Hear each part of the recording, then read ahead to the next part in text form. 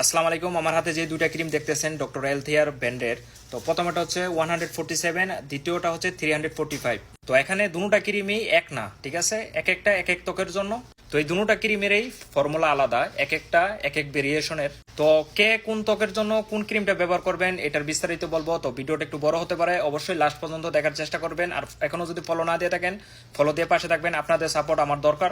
তো 345 এই ক্রিমটা আপনারা কারা কারা ব্যবহার করবেন? যাদের ফেসের মধ্যে ব্রন বা একনি আছে বা লালচে ভাব, আর যদি ইনফ্লামেশন থাকে তাহলে আপনারা এটা ব্যবহার করতে পারেন। তো এই ক্রিমটার মূল কাজ কি? ব্রন এবং লালচে ভাব দূর করে বা শান্ত করে, ত্বক ক্লাম করে, হালকা হাইড্রেশন দেয়, জ্বালাপোড়া কমায়। তো যাদের অয়েলি স্কিন আছে বা একনি প্রোন স্কিন আছে বা ইরিটেড স্কিন আছে তাদের জন্য এই 345 ডক্টর হেলথিয়া ক্রিমটা বেস্ট। তো এখন আসা যাক দ্বিতীয় ক্রিমটি, ডক্টর হেলথিয়া 147 এই ক্রিমটি। তো যাদের ত্বক শুষ্ক বা স্কিন টান টান লাগে, জ্বালাপোড়া, স্কিন ব্যারিয়ার দুর্বল থাকে, তাহলে আপনারা এই ডক্টর হেলথিয়া 147 ক্রিমটা নিতে পারেন। তো এই ক্রিমটি স্কিন গভীরভাবে ময়েশ্চারাইজার করে, ত্বক ব্যারিয়ার শক্ত করে, শুষ্ক রুক্ষতা কমায়, ত্বক নরম ও স্মুথ করে। তো এই ক্রিমটি যাদের ড্রাই বা সেনসিটিভ স্কিন আছে তাদের জন্য পারফেক্ট। আর অবশ্যই ভিডিওটা বেশি বেশি করে শেয়ার করবেন এবং আমার সাথে থাকেন।